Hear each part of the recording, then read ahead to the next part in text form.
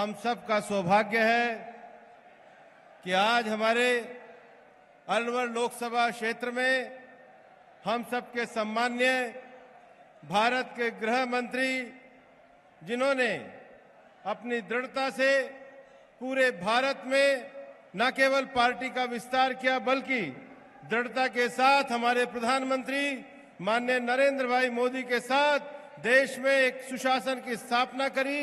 माननीय अमित शाह जी, एक बार जोरदार तालियां बजा करके हम सब स्वागत करते हैं।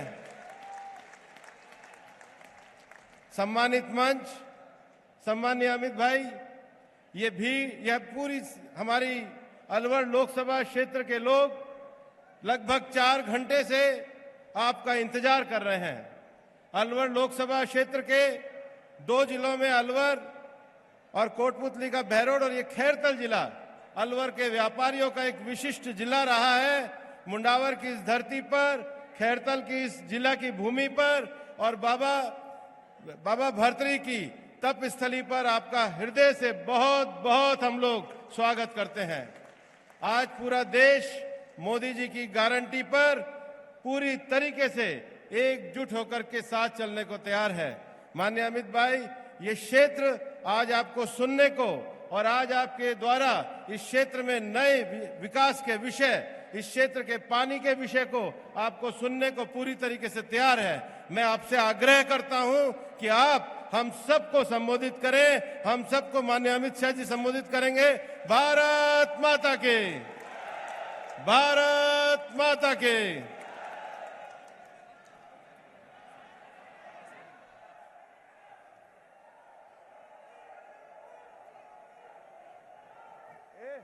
संबोधन नहीं है, संबोधन की लिस्ट नहीं है, संबोधन की लिस्ट मंच की।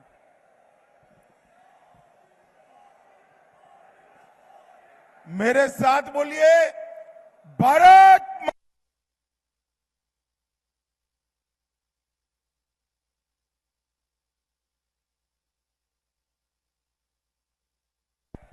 ये क्या हो गया माइक को?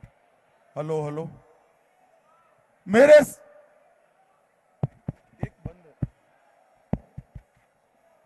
मेरे साथ बोलिए, भारत माता की। क्यों भाई, क्या हो गया है अलवर वालों की आवाज को?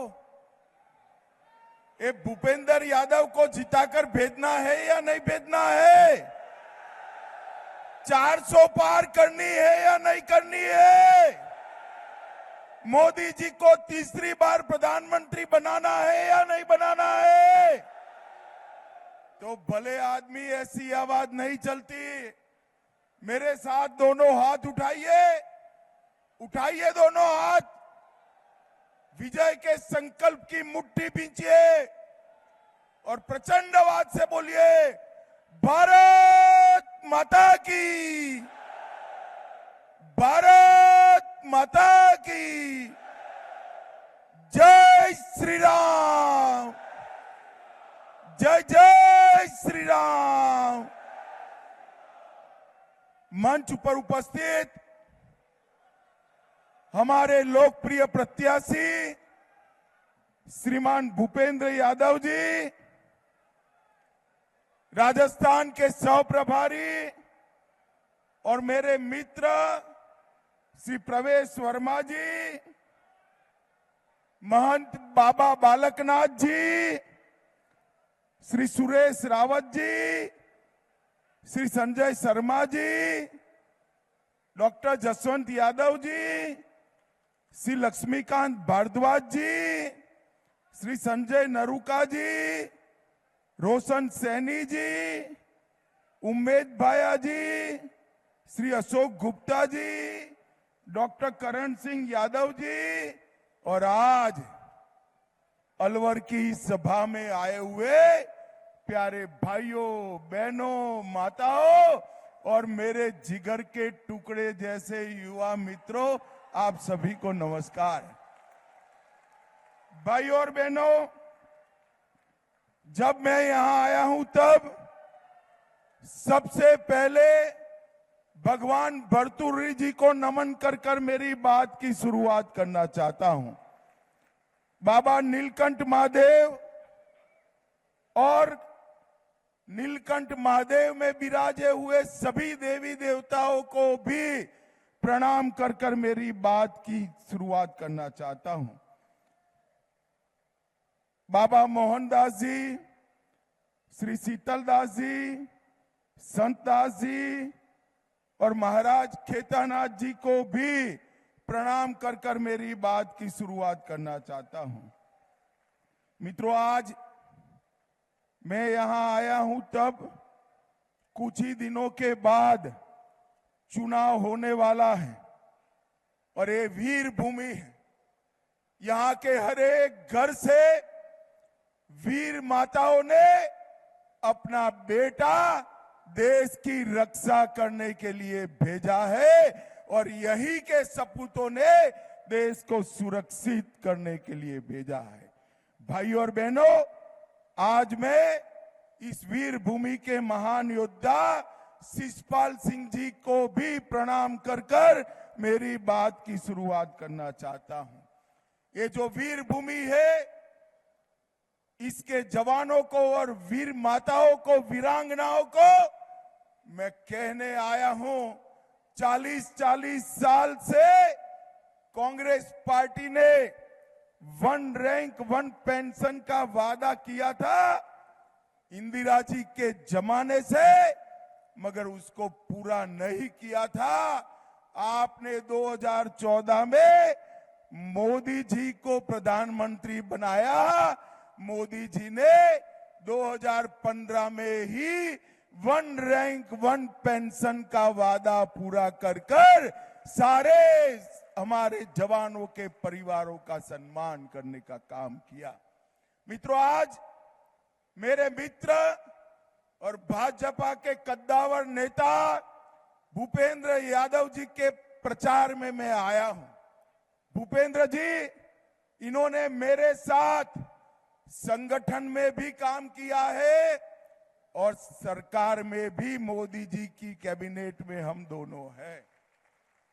यहां बहुत सारी माताएं घर में एक मटकी लेकर लेने जाते हैं तो बरोबर उस पर टकोरा लगाकर देखते हैं पक्की है या कच्ची, देखते हैं या नहीं देखते हैं? भाई जरा बोलो तो, देखते हैं या नहीं देखते हैं? तो 150-200 रुपयों की मटकी को टकोरा लगाते हैं। लोकसभा में प्रत्याशी भेजना है, टकोरा लगाकर भेजना। भाई और बहनों, ये मटकी को, ये भूपेंद्र जी को, ये प्रत्याशी को टकोरा लगाने की जरूरत नहीं है। मैं आपको गारंटी देने आया हूं, एक क्षेत्र को भूपेंद्र यादव सबसे विकसित क्षेत्र बनाएंगे। भाई और बहनों, मैंने उनको जब वो नामांकन भर रहे थे, शुभकामना के लिए फोन किया।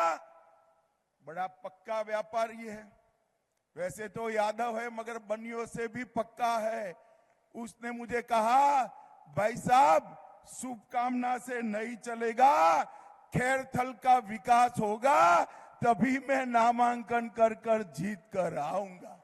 अब चुनने से पहले ही अपने मत क्षेत्र की चिंता करे, ऐसे लोगों को बहुत बड़े बहुमत से चुनकर भेजिए। इस क्षेत्र को हरा भरा करने में इनकी बड़ी भूमिका रहने वाली है। भाई और बहनों, ये चुनाव है मोदी जी को तीसरी बार प्रधानमंत्री बनाने का। मोदी जी को तीसरी बार प्रधानमंत्री बनाना है जब मैं कहता हूं, तब वैसे ही नहीं कहता हूं। 10 साल में मोदी जी ने असंभव दिखते हुए कई सारे काम किए हैं। 10 साल का मोदी जी के पास रिकॉर्ड है और 25 साल का मोदी जी के पास प्लानिंग है, इसलिए मोदी जी को चुनना है। भाई और बहनों, मुझे बताओ, मुझे एक बार आप लोग जोर से बताना, अयोध्या में राम मंदिर बनना चाहिए था या नहीं बनना चाहिए था? जोर से बोलो, बनना चाहिए था या नहीं बनना चाहिए था? 70 साल तक ये कांग्रेस पार्टी राम मंदिर को लटकाती रही, करने का काम मोदी जी ने किया। मोदी जी ने ट्रिपल तलाक को समाप्त किया, यूसीसी को उत्तराखंड में लाने का काम किया। मोदी जी ने देश को सुरक्षित किया, समृद्ध किया और ढेर सारे देश के 70 करोड़ गरीबों के कल्याण के लिए ढेर सारे काम करे। 80 करोड़ से ज्यादा लोगों को प्रति व्यक्ति प्रति माह 5 किलो अनाज मुफ्त में देने का काम हमारे नेता नरेंद्र मोदी। 10 करोड़ से ज्यादा लोगों को मोदी जी ने अपना घर में गैस का कनेक्शन देने का काम किया।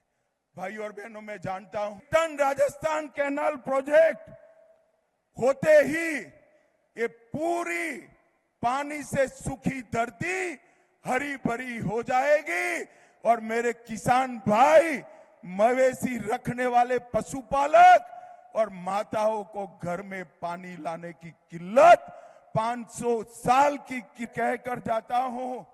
ईस्टर्न राजस्थान कैनाल प्रोजेक्ट यहां पर आएगा और अलवर में, पूरे अलवर में पानी पहुंचाएगा। आप जरा भी चिंता मत। कांग्रेस पार्टी झूठ फैला रही है कि ईस्टर्न राजस्थान कैनाल का प्रोजेक्ट से अलवर को पानी नहीं मिलेगा। मैंने भजनलाल जी से खराई करी है, हर एक गांव में, गांव छोड़ दीजिए, हर एक ढाणी में, हर एक घर में पानी पहुंचेगा। सारे दाखलों में 27% रिजर्वेशन ओबीसी समाज को देने का काम नरेंद्र मोदी जी ने किया है। और मैं आपको बताता हूं, मेरे साथ जोर से ताली बजाना, हमारे देश को समग्र दुनिया में हमारा नाम रोशन करने वाले स्वयं मोदी जी, वो खुद ओबीसी समाज से आते हैं और 27 से ज्यादा ओबीसी मंत्री आज मोदी जी की कैबिनेट में। भाई और बहनों, राजस्थान में भारतीय जनता पार्टी की सरकार ने महिलाओं को सुरक्षित करना, तुष्टीकरण को समाप्त करना, इस दिशा में आगे बढ़े हैं। मोदी जी ने बेटी बचाओ बेटी पढ़ाओ का अभियान लिया है। इसके कारण बेटियों के जन्म दर में भी वृद्धि हुई है और बेटियों की पढ़ाई लिखाई भी बढ़ी है। परंतु कांग्रेस एक ही नारा लेकर, एक और मोदी जी कहते हैं बेटी बचाओ बेटी पढ़ाओ, कांग्रेस कहती है बेटा बचाओ पीएम बनाओ।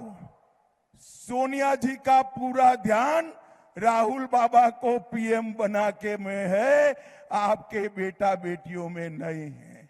ये राहुल बाबा एक ऐसा यान है जो 20 बार लॉन्च हुआ, तो पढ़ाओ को हम आगे ले जाएंगे।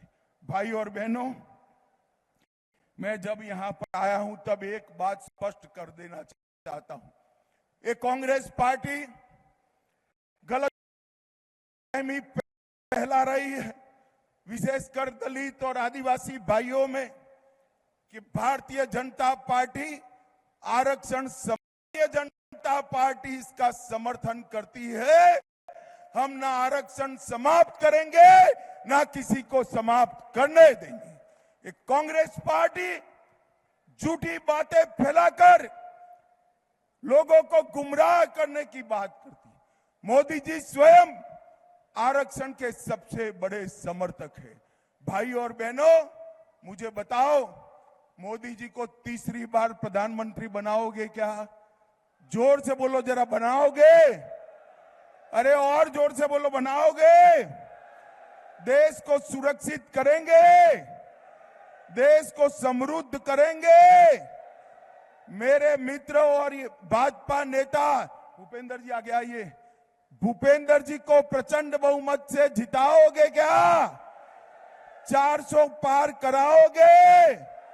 मोदी जी को तीसरी बार प्रधानमंत्री बनाओगे तो मेरे साथ दोनों हाथ उठाओ, उठाइए जरा, विजय के विश्वास की मुट्ठी भींचिए और प्रचंड आवाज से बोलिए, भारत माता की, वंदे वंदे वंदे, जय श्री राम, जय जय श्री राम।